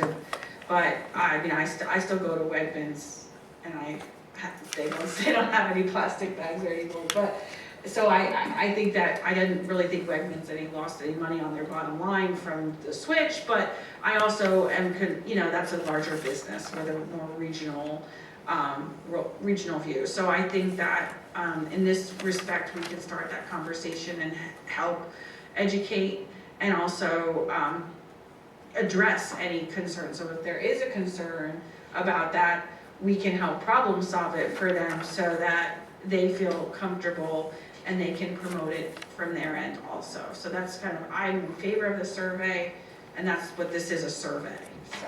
It is just a survey, and to follow up on your point about some of the health impacts, I think it's about everybody has about a teaspoon of microplastics floating throughout their body easily. And one of the other issues that when I was going to my Penn State Master Watershed Steward program, we went to a lecture from a researcher who it's antibiotic resistant bacteria is one of the big issues that we have, because the way that the plastic, the chemistry of it mimics what antibiotics are. So you have these the bacteria that are breeding on these microscopic pieces of plastic that are floating around in our waterways. And when they take that sample of bacteria and put it on the agar plate, and they use a standard dose of antibiotic, it's not as effective. So you have to use a higher dose of antibiotic to treat the same bacteria that are evolving to be more damaging to our community. So it's definitely something on a larger level that I think we should be looking into.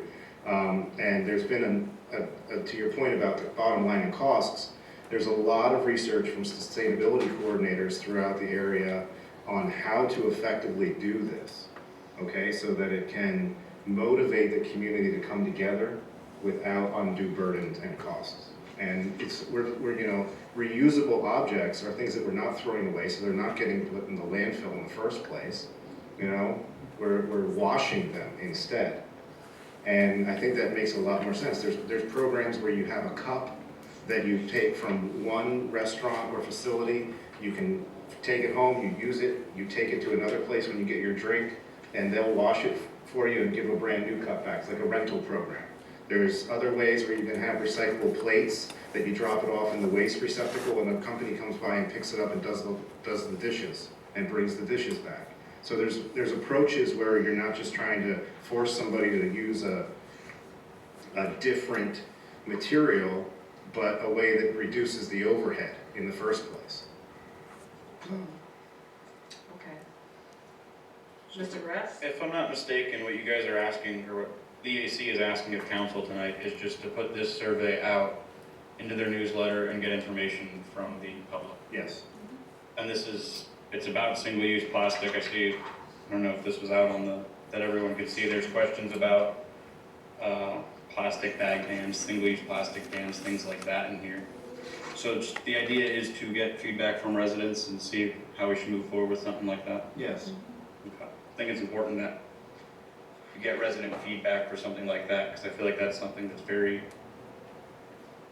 I don't know what the right way to put it is, but it affects you in your day-to-day life. It's something you come in contact with very often. It's not like a building ordinance, you know, not everyone's building house every day. People go shopping, they get takeout food.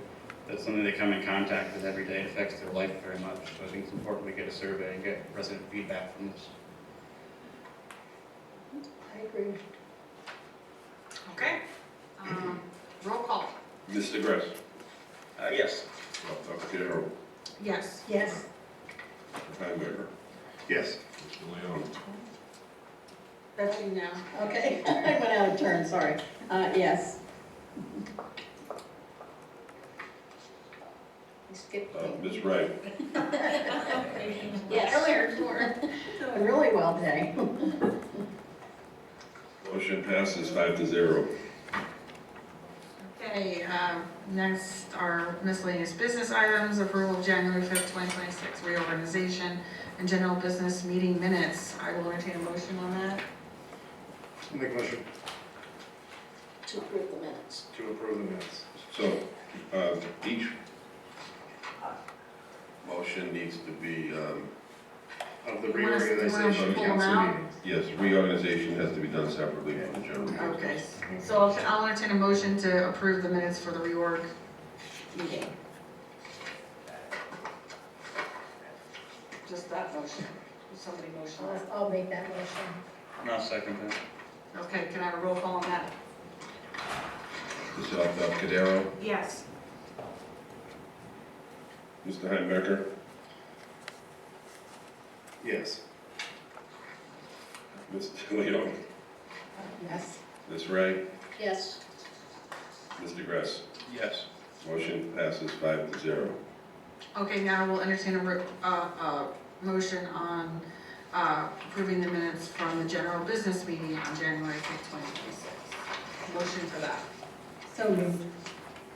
I'll second. Okay, roll call on that. Mr. Heinebecker? Yes. Mr. Leon? Yes. Ms. Ray? Yes. Mr. Gress? Yes. Ms. Fierro? Yes. Motion passes 5-0. Thank you. Approval, next item, approval of December 2025 financial reports. Can I get a motion on that? I'll make a motion that we approve the December 2025 financial report. Second? Anybody? I'll second it. Okay. Roll call? Mr. Leon? Yes. Ms. Ray? Yes. Mr. Gress? Yes. Ms. Alto-Cadero? Yes. Mr. Heinebecker? Yes. Motion carries 5-0. If we could just back up a little bit here. Stacy stepped down because it does not appear that there was a motion and section on the, to appoint, which one was it, Stacy? The ordinance, it was the IPMC, you all started talking about it. To adopt, Okay, so we're going back. Victoria, excuse me, I'm sorry, Victoria started and then. Which Steve agenda gave an item? explanation, everybody started talking. And then I wasn't sure if I heard a motion in a second, so. so item So, to, six what? F. F, thank you. international property. Okay, so I'm gonna entertain motion to authorize the advertising of ordinance for the adoption of the International Property Maintenance Code. Is there a motion on that? Sure, I'll make that motion. I'll second. Okay, I'm gonna take a roll call. Ms. Ray? Yes. Mr. Gress? Yes. Ms. Alto-Cadero? Yes. Mr. Heinebecker? Yes. Mrs. DeLeon? Yes. Okay, Carried. any other concerns with the business meeting? Okay. So now we're up to public comment agenda or non-agenda items, 3-minute limit on your comments. Do we have any comments for this?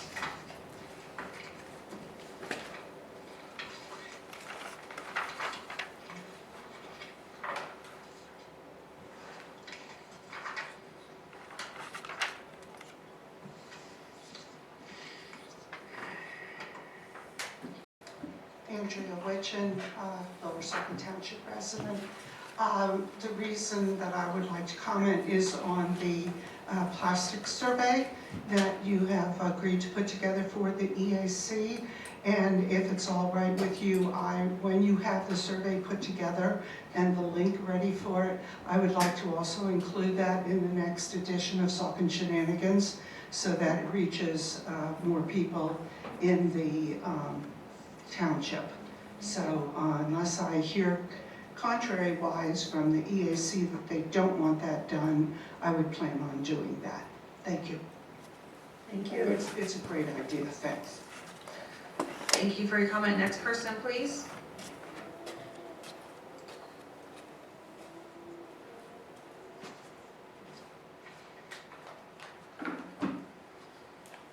So back to the topic of your data centers. Right now, there's townships that are doing these in residential areas, and they're giving the data centers an overlay, is what they're calling it. They're not giving them a zoning ordinance. They're giving them what's called an overlay, which is, I find ridiculous. These things don't belong in residential areas. You're using an industrial amount of electricity, you're using an industrial amount of water, and that's where they belong, in an industrial setting. You can make all the rules you want and do whatever you want with this data ordinance that you want to come up with, but whatever you do, you make sure that you force it into an industrial setting where it belongs, not in a residential setting. I don't know if any, I'm not good enough for any of you people to be on my Facebook page. But if you go on there, or you go on my YouTube page, you can see when I went up to Penn Forest Township last Monday or 2 weeks ago, Monday night, and I went to their meeting on data centers. And they're having another one, they're having a conditional use hearing coming up on the 29th that I plan to attend. And from what I read about a lot of others recently, these people are getting away with putting these in residential areas. Archibald one, I think it's up above Scranton. They wanted to draw out like 3 million gallons of water a day. They wanted like 50 diesel generators on the property to run this thing. And you want to agree, Gadzuzian and Mr. Zoning over there wanted to say 200 feet away from residential houses. That's ridiculous.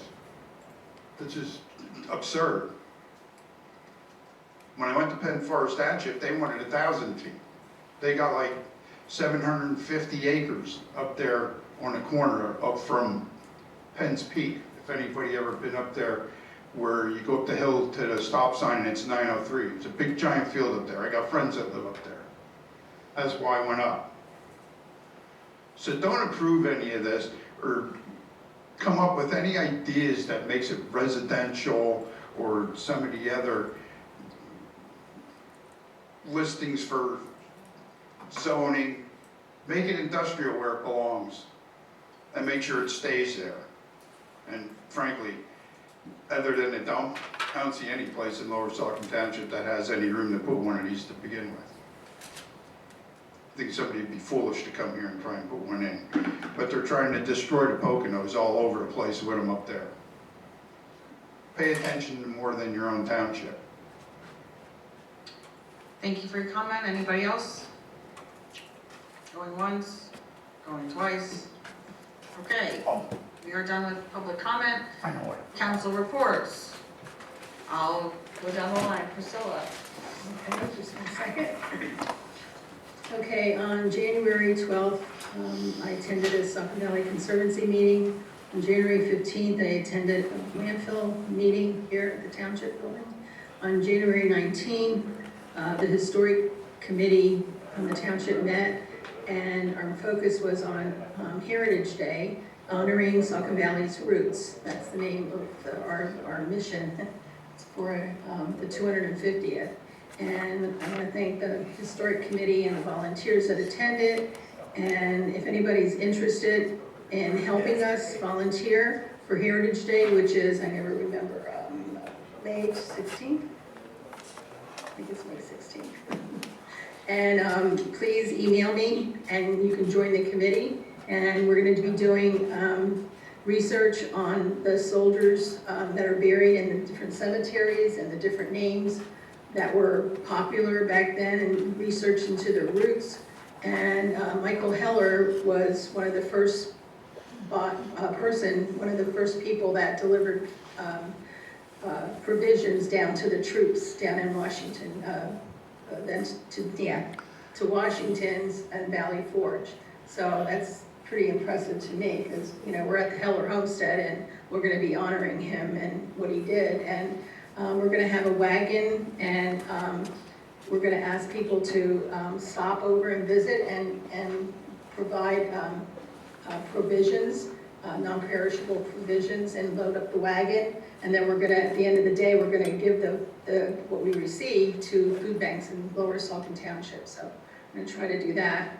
And we have other things planned, so it should be a good day. So if anybody wants to help, research history, do whatever, let me know, or Mark Connor, the historian. On this morning, I guess today, I attended a PSATS webinar, and I guess I want to end by saying thank you to all the people that were out there with the snow, and I hope you're embracing yourselves for what they say is going to be this storm of whatever, of the century. but it may or may not happen. And also, I just remembered something. At the landfill meeting, they talked about an agreement that the landfill recently signed with DEP. Did we receive a copy of that? A consent order? Pardon? A consent order? I guess, is that what they called it? I didn't see the document, so I don't know what it's And I called. had forwarded it to council Ooh, when did you do that? last Wednesday. Okay, I guess I have to go back to my emails. I can resend again. Okay, if I can't find it, I'll let you know, but thank you, okay. And that's all I have, thank you, everybody. Thank you, Mr. Grass. Keep it short and sweet. But just big thank you to all the Public Works and the township employees, Public Works Township employees and Water Authority employees who plowed snow for us, salted the roads. I think our roads were clear before any of the PennDOT roads were, so that is always a good thing. And of course, thank you to our police department and our fire departments for responding to any and all incidents they had during those snowstorms. Good luck with the next one that's supposedly coming this weekend. You guys do a lot, and we appreciate it. That's all. Laura? Shall I go? We're going down the line. Okay, I didn't really prepare a report. I had too many meetings this week, but we did meet with Lower Saucon Fire Rescue, our executive committee on the 8th, but I did not bring updated notes, so I'll let you do that. And EAC met on the 13th, and all the items, the 4 items that are on our agenda are moving forward from that meeting. And I as well attended the webinar today for PSATs. It was regarding legal and handling lawsuits, all that fun stuff for us non-lawyer people. And I just wanted to make a comment back based on Mark's comment about the data center again, to point out that we do specifically have it targeted for the light manufacturing area. So it's not like the middle of the whole township. So you have to pick somewhere. Industrial, where it belongs. Well, it's right in front of the landfill, so that's it.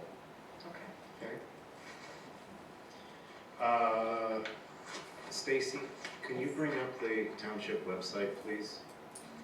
I would just like to remind everyone that if we're going to be doing this survey that's going to be on the news, in the newsletter, that everyone out there watching makes sure to sign up on our newsletter on the website. You go to lowersaucontownship.org, okay?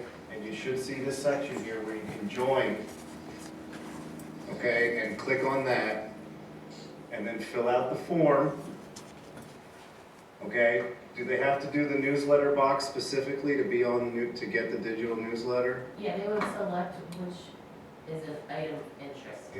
Does everyone at home, I hope you see this, there's a checkbox there, newsletter.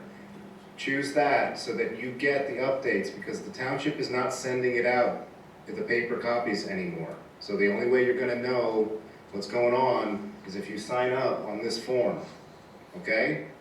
I wanna make a point of that. That's how the survey for the plastics is gonna be distributed. On the EAC side of things, the next meeting we're having February 10th, I'm trying to pull together a presentation on road salt, which will also involve the Saucon Creek watershed. They've done some water sampling testing, so as much as we love to have our clear roads, we do, and safe roads for travel, that does have an impact on our watershed. So there are ways that we might have to or want to look at long-term using a brining or better plows that helps reduce the amount of salt that we have to do to keep our roads clear and safe. So there's going to be a presentation on that on February 10th. I urge the public to come out to that. And then lastly, we're talking about PSATs. I'm going to the first day of the boot camp this weekend on Saturday, 8 to 4, something like that. So I'm looking forward to learning more about township supervisors. Okay, thank you, Mr. Heinecker. First, like the Fire Services Executive Committee, we did meet, as Laura said. We discussed requests from the fire company, which we're now reviewing their with the fire truck, and also more discussion on Southeastern Fire Station. And we're moving forward with the proposal from Mr. Ozog, and his recommendations on what the committee should be trying to tackle in the next few months. So that's pretty much what we discussed. If I'm forgetting anything, I'm sure Jake can fill me in. What else? We also had the landfill committee meeting, which, as Priscilla indicated, there is a consent decree in which the landfill entered into with the Department of Environmental Protection, discussing the outstanding violations that have been going on for the last couple of years. The decree is a bit lengthy and has a lot of information in it. So I think that it would be helpful moving forward if we have a nice summary for the public so people can understand that. I know we're gonna discuss it at the next landfill committee meeting, which isn't until April. But I think that it's also helpful for the general public to understand what happened there. We also had invited the DEP to come to our landfill committee meeting in January. Unfortunately, due to an emergency, they were unable to come. So we are now looking forward to hopefully having them come in April. So that is the major updates from the landfill committee meeting. Lots of comments. Still people very concerned about the view of the northern realignment, but we were hopeful to hear from the DEP, and we'll have to wait for April for that to occur. There was Water Authority reorganization last night, so they have, I think, reappointed Mr. Gress as the president again, not you, your father. But anyway, Water Authority, again, their pumping station was the big project that they tackled. So they reorganized just yesterday. I want to reiterate what Mr. Gress said to our public works and police and fire. Thank you very much, because I know it's been a very busy time, and it's been very, very, very, very cold.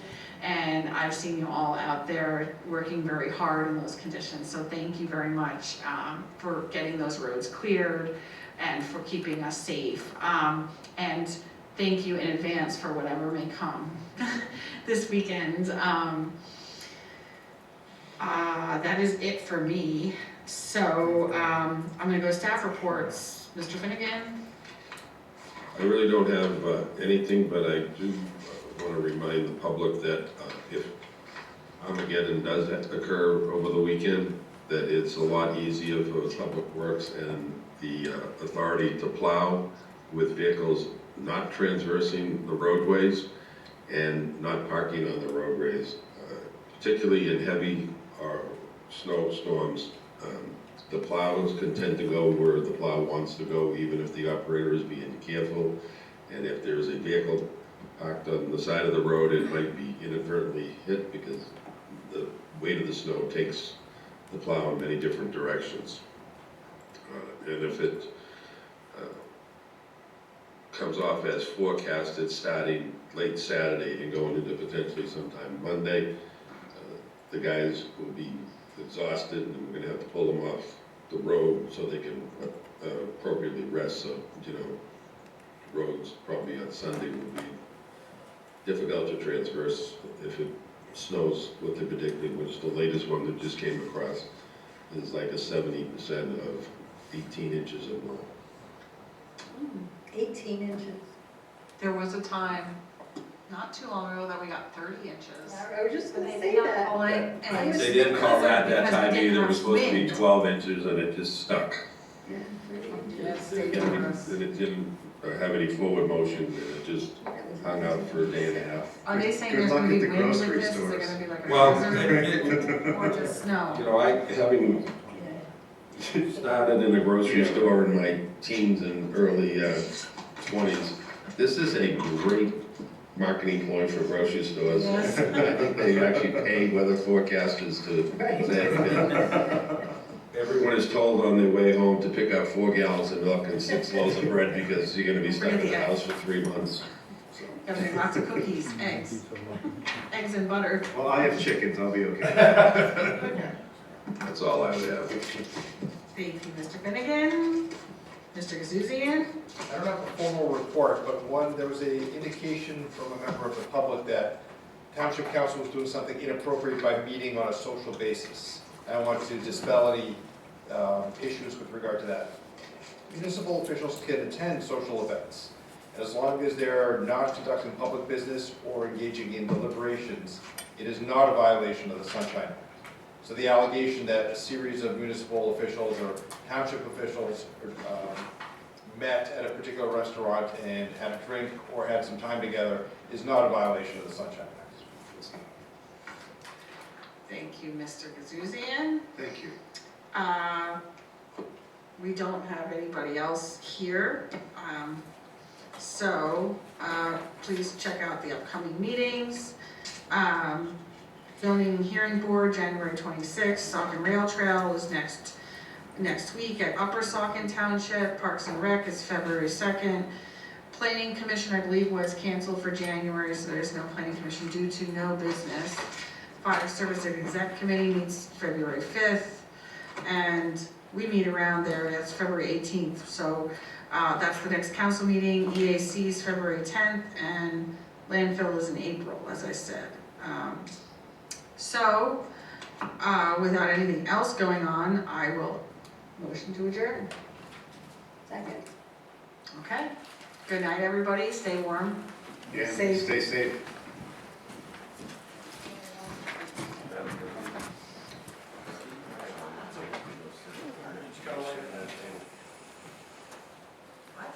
Leave at 7:32. Got the camera. Oh. Everyone split. What? Sorry. No, yeah, just grab it. It's a safety. It's just a safety. No, I just wanted to clarify. Yes. The vote on the data center. Yes, an ordinance. It's an ordinance. We didn't adopt the ordinance. I should just send it to the planning commission. Yes, and then we Yeah, then they're safety, they don't. They go at the same time. Yes. That's what I'm trying to say. They both really, yes. Both entities review. Yes. Yes. They're worried about And then what happens, it'll come back to us, and goes to your legal and give a comment, it comes back to us, then we make a motion to advertise. Do you know what I mean? Which would happen in February, if it goes Have it around. then, then in March, Yeah, we're doing it advertise it for X amount of days. You have to advertise the ordinance and then you have to hear it. Yes, so it's a two-stage process. First is the first draft, which is for us, comments, then we have to take it out and advertise it. But They're ex-military, so we need to give them some respect. They're ex-military. They've served our country. Yeah, I did that. yes. Now I come back to us. No, I did. Yes.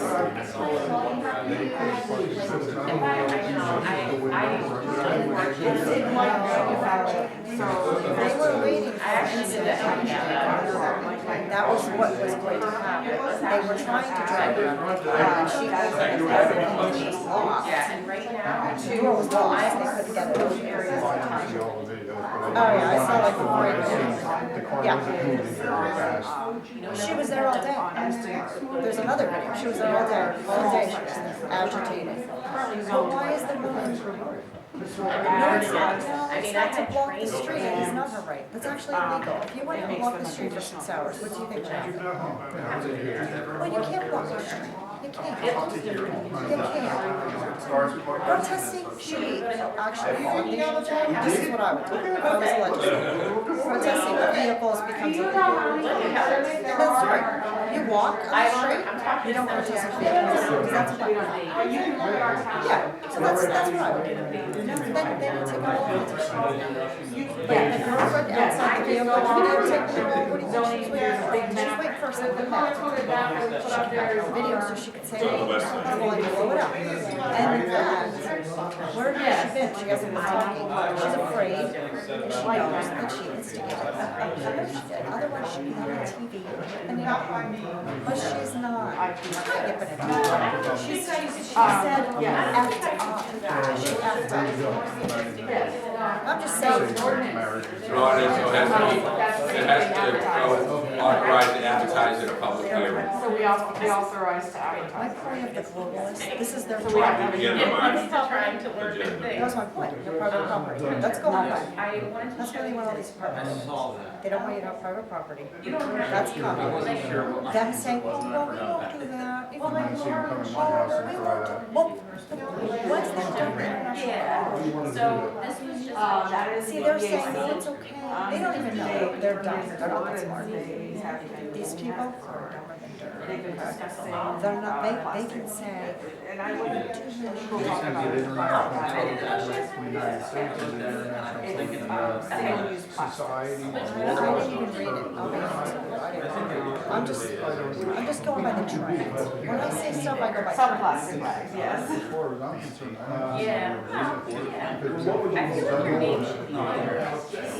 that's the point. I was gonna say that too, but I decided not to get up because by the time I got back from the bathroom, it was already probably over.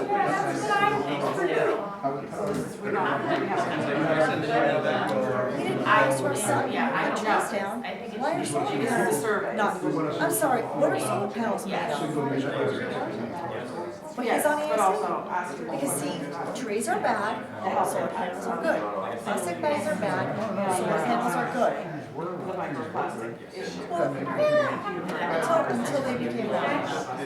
Trees are good until they become bad. That's the whole point of these people. They're all hypocrites. Yeah. Well, yeah, okay.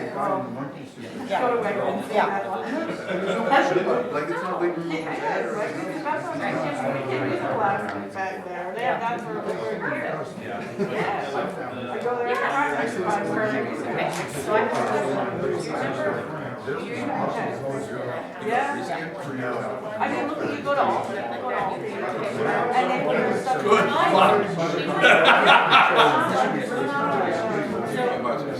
We're not starting yet. Yes. Well, I'm just saying that we are not the first one to do Yeah, it is work, trending. but it's both of them are work. On the corner. I didn't know there He wants to rent it out to somebody else. We're trying to disseminate it everywhere, so it's not.